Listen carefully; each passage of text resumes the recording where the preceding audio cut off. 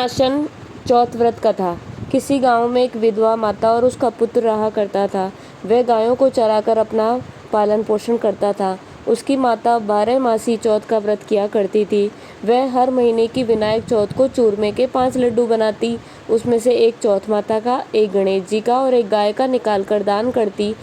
एक बेटे को खिलाती और एक खुद खाती। जब वैशाख महीने की चौथ थी तो बेटा पड़ोसन के घर गया। वहाँ चूरमा देखकर पूछने लगा। तब वह बोली, आज वैशाखी चौथ है इसलिए मैंने चूरमा बनाया है। तेरी माँ भी तो हर चौथ को बहुत सारे लड्डू बनाती है, पर केवल तुझे एक ही लड्डू खाने को देती है, बाकी खुद खा जाती है। लड़का पड़ोसन की बातों के बहकावे में आ गया और अपनी माता से बोला, माँ, तू तो चूरमा पूरा खा जाती है और मुझे सिर्फ एक लड्डू देती है, इसलिए तू अब यह चौथ माता का व्रत करना छोड़ दे। माँ ने कहा, बेटा, मैं तो चौथ माता का व्रत तेरे ही सुख शांति के लिए करती हूँ। मैं यह व्रत छोड़ दूंगी, नहीं छोड़ सकती। यह सुनकर बेटा नाराज होकर विदेश जाने लगता है।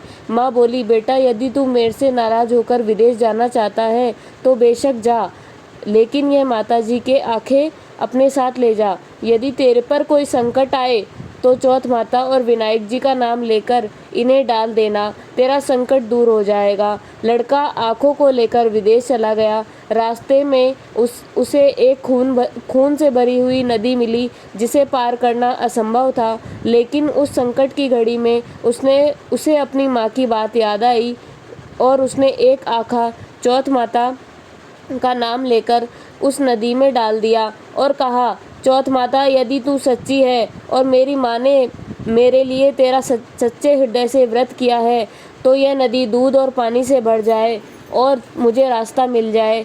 उसे ऐसा कहते ही रास्ता मिल गया। आगे चलने पर भयंकर जंगल से भी उसे गुजरना पड़ा।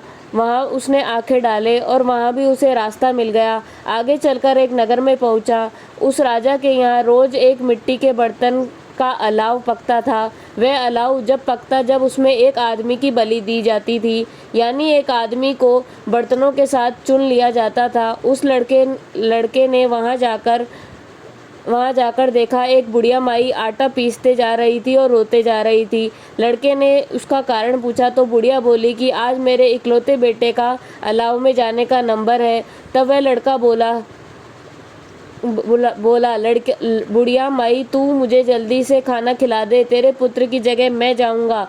बुढ़िया माई ने मना करने पर वह नहीं माना और राजा के बुलावा आने पर वह अपना सामान बुढ़िया माई के घर छोड़कर चला गया।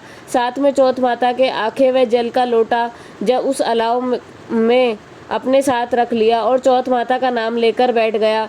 दूसरे ही दिन अलाव पककर तैयार हो गया। लोगों को बहुत ही आश्चर्य हुआ। प्रजा ने जाकर राजा से बात कही। जब राजा स्वयं देखने आए, अलाव में बर्तन निकाले जाने लगे तो अंदर से आवाज़ आई, अरे धीरे धीरे उतारो, मैं अंदर ही हूँ। तभी राजा ने आवाज़ सुनकर कहा कि तू अंदर कौन है भाई, कोई भूत है या प्रेत या कोई देव? तब वह लड़का बोला, कल जिस लड़के को तुमने अलाव में चुनना था मैं वही लड़का हूँ। लड़का बाहर आया। बाहर आने पर बुढ़िया माई और राजा के पूछने पर उसने कहा, यह चमत्कार मेरी चौथ माता और विनायक जी के व्रत का है। मेरी माँ मेरी सलामती के लिए यह व्रत किया करती थी। उन्हीं के प्रताप से आज मेरा यह भयानक संकट दूर हुआ है। राजा को विश्वास नहीं हुआ। तब वह राजा ने 2 घोड़े मंगाए, पर एक पर स्वयं बैठा, दूसरे को लड़के को बैठाकर उसने हाथ पैरों में जंजीरें बांधी और कहा, यदि तेरी चौथ माता सच्ची है तो यह जंजीर मेरे हाथ और पैरों में आ जाए। लड़के ने चौथ माता का आँखा पूर कर कहा, गणेश जी महाराज, यदि आप मेरी रक्षा करना। इतना कहते ही भगवान की कृपा करके जंजीरें खुलकर राजा के हाथ में जा गिरी। राजा, रानी व प्रजा चौथ माता का चमत्कार अपनी आंखों से देखा। उसी दिन से सभी चौथ माता और विनायक जी के परम भक्त हो गए। राजा ने अपनी राजकुमारी का विवाह उस लड़के के साथ कर दिया और बहुत सारा धन वैभव देकर उसे विदा किया। दोनों वर वधू गाँव जाकर बुढ़िया माई से सारी बात बताई तो बेटा बहू को साथ लेकर आ रहा है। तब बोली, अरे नहीं, मेरा भाग्य में बहू बेटे का सुख कहाँ। ऐसा कह रही थी कि दोनों जने उसके पैरों में गिर गए और बेटा अपनी माँ से माफ़ी मांगने लगा और कहने लगा कि यह सब चौथ माता की ही कृपा है कि आज मैं तेरे सामने खड़ा हूँ।